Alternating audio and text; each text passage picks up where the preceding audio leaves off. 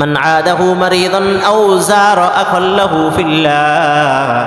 আল্লাহর সন্তুষ্টর জন্য কোনো ব্যক্তি যদি কোনো মুসলমানকে, কোনো অসুস্থ রোগীকে দেখতে যায়, অথবা তার ভাইয়ের সাথে, মুসলমান ভাইয়ের সাথে সাক্ষাৎ করতে যায়, দেখা করতে যায়, রাসূল বলেন ফানাদাহু মুনাদিন, একজন ঘোষক তাকে ডেকে ডেকে বলতে থাকেন, আল্লাহর নিযুক্ত ফেরেশতা ঘোষক ডেকে ডেকে বলতে থাকেন, আনতিবিতা ওয়া তাবা মামশাক, হে বান্দা, আল্লাহ পাকের পক্ষ থেকে ঘোষণা শুনো, তোমার জীবন কল্যাণময় হোক, কল্যাণময় তোমার জীবন হোক, অতবা মামশাক, আর তোমার সামনের জীবনের চলা যেন কল্যাণকর হয়। সুবহানাল্লাহ।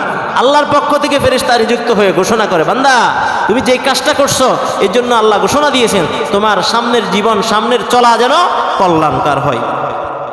আমাদের জীবনটা যদি কল্যাণকর হয় আর কোনো পেরেশানি নাই, কল্যাণ দুনিয়ারও কল্যাণ, আখিরাতও কল্যাণ। শুধু তাই নয়, নবীজি বলেন ওয়াতাবাওয়াতা মিনাল জান্নাতি মানজিলা,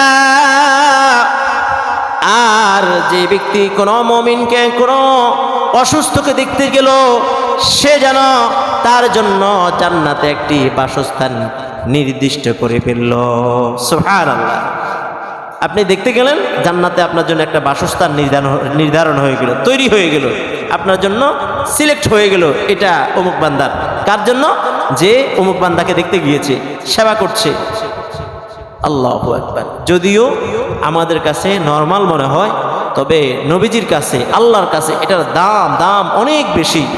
ফরজ, ওয়াজিব, সুন্নত এগুলো আমরা আমল করি, কিন্তু কিছু কিছু ছোট ছোট বিষয় আছে, এগুলা অনেক বড় কাজে আসে।